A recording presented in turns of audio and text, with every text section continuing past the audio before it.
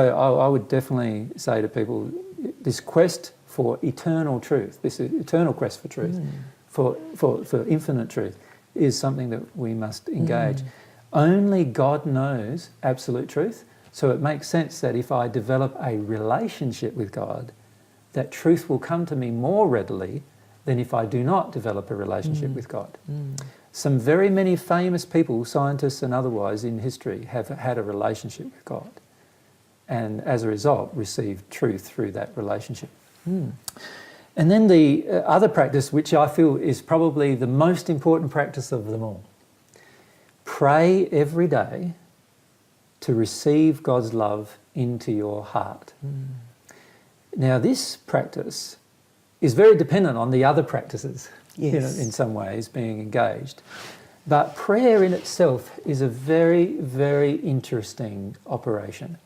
Because what prayer does, and most people in this are not aware of this, even most Christians who pray and most Muslims and others who pray, if a prayer is sincere and from the heart, what it does is it opens the heart to love and truth. It actually has the physical operation of opening your soul and allowing new things to enter the soul. And in particular, what it does is it establishes a connection between your soul and God's soul. And now things can flow from God's soul into your soul as long as the prayer remains. The prayer is a longing, passionate desire, not an intellectual word. So it's no good me 5 times a day praying towards the sun, maybe or I think it's 5 times a day, praying towards the east towards God, or as a Christian might do, saying a rosary or all those kind of things. If our mind is just engaged and our heart is not engaged, it has no effect on the soul. For prayer to have an effect on the soul, we need to feel it as a feeling towards God, as a feeling and emotional, passionate state towards God. So we need to learn how to pray.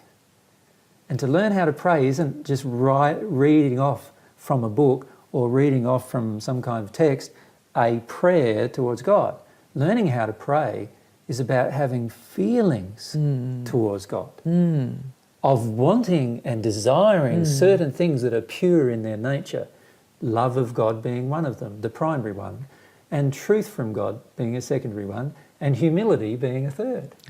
So if we long towards God for these particular things every single day, and we spend time, give ourselves time that are apart from all of our day-to-day pressures, where we just have this time with God, where we long for God's love and we long for God's truth and we long to become more humble people as a practice, not because it's a rote practice, but because it's a heartfelt desire, then we will find we will grow in love immensely and also to be able to determine truth much more rapidly. And then all this stuff that's in the I don't know basket can be rapidly put into the false basket or true basket, because my heart, as it becomes more and more full of love from God, I have the ability to determine what love is.